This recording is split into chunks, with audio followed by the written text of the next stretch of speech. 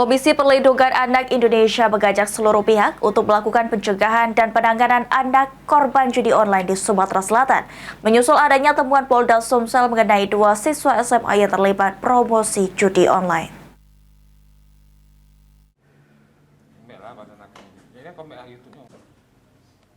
Komisi Perlindungan Anak Indonesia menekankan pentingnya semua pihak untuk terlibat dalam upaya pencegahan untuk memastikan anak-anak tidak terlibat judi online.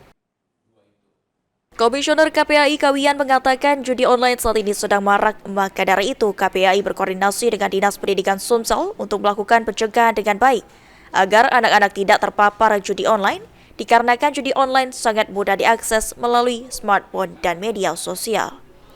Hal ini dilakukan menyusul temuan dari Polda Sumsel adanya 2 siswa SMA yang terlibat promosi judi online melalui media sosial.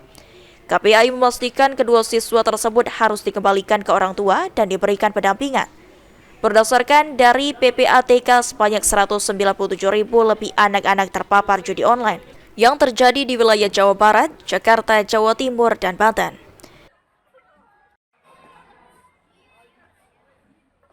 Rapat koordinasi ini dilakukan atau dilaksanakan terkait dengan ini kan judi online lagi marak. Ya. Judi online marak, kita berkoordinasi bagaimana melakukan pencegahan yang efektif supaya anak-anak tidak terpapar judi online, karena judi online ini kan paparannya mudah sekali karena melalui handphone, gadget, dan media sosial itu gampang menjalar ke anak-anak.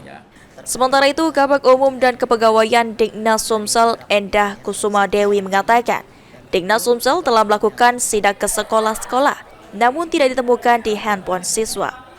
Kedepan koordinasi akan terus dilakukan, juga akan melakukan sosialisasi, pengawasan, dan telah mengeluarkan surat edaran mengenai dampak judi online. Pengawasan yang lebih tinggi lagi yang sudah kita lakukan adalah berupa himbauan, berupa surat edaran ke sekolah-sekolah dampak terhadap judi online ini, dan tentu ini juga kami menindaklanjuti dari pemerintah Provinsi Sumatera Selatan, khususnya Bapak PJ Gubernur juga menekankan bahwa dari sekolah juga harus segera untuk dihimbau untuk jangan ada lagi siswanya yang terdampak judi online. Ilham Mayuri, PAL TV.